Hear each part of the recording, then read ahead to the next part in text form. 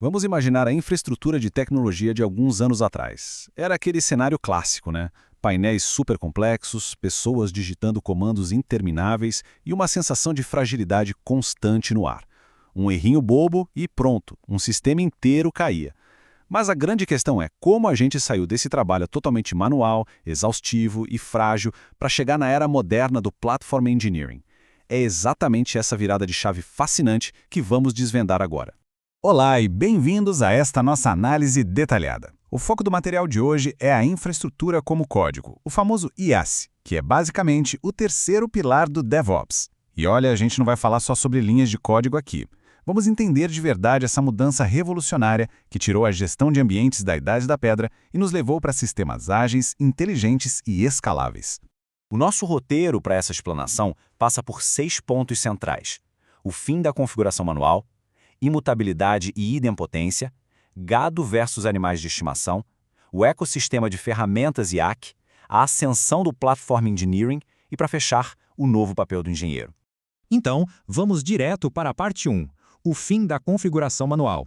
Olhando para a história da automação, a transição é simplesmente absurda. Na fase 1, o provisionamento era manual, muito esforço humano, lentidão e várias falhas. Aí, a gente evoluiu para a fase 2 com a criação de scripts.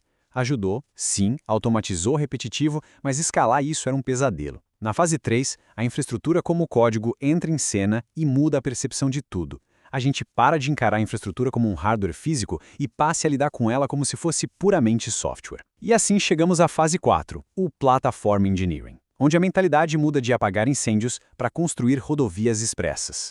O que isso significa na prática? Que os dias de criar servidores clicando sem parar em telas de console de nuvem acabaram mesmo.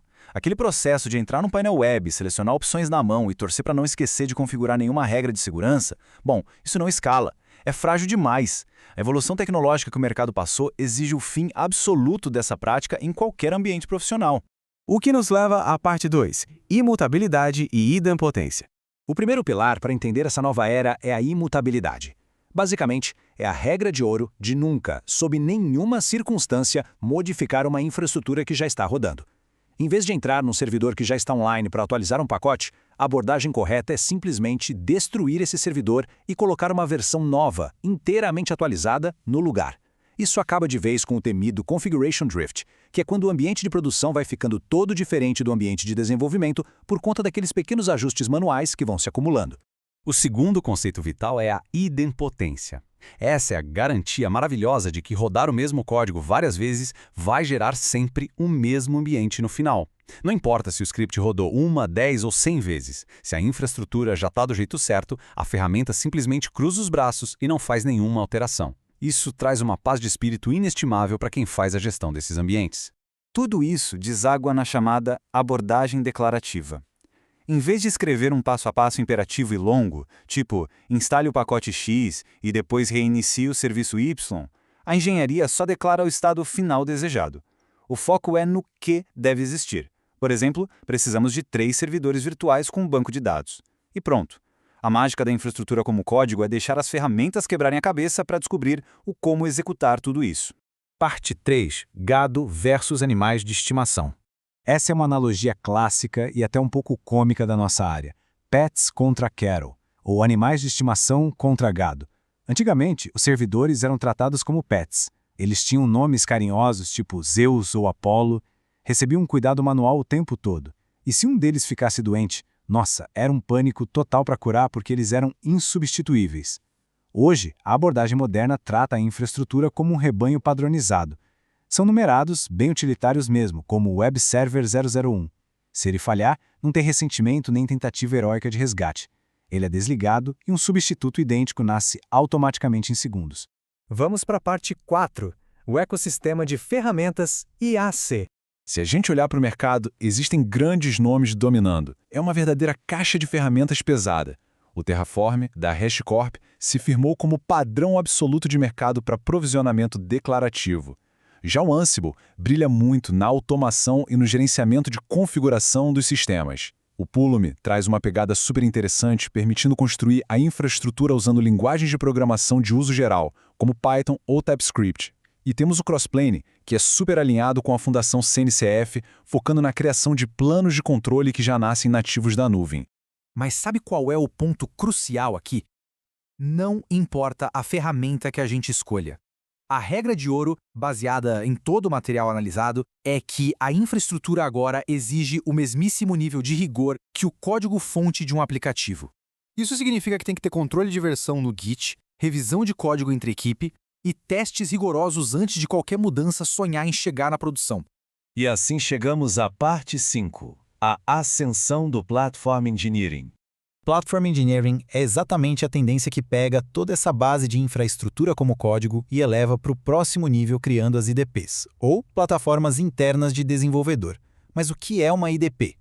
Essencialmente é uma plataforma construída sob medida para permitir que os próprios desenvolvedores de software provisionem a infraestrutura que eles precisam. E o melhor, tudo num esquema totalmente self-service, com as rédeas da segurança já ajustadas e, principalmente, sem fricção.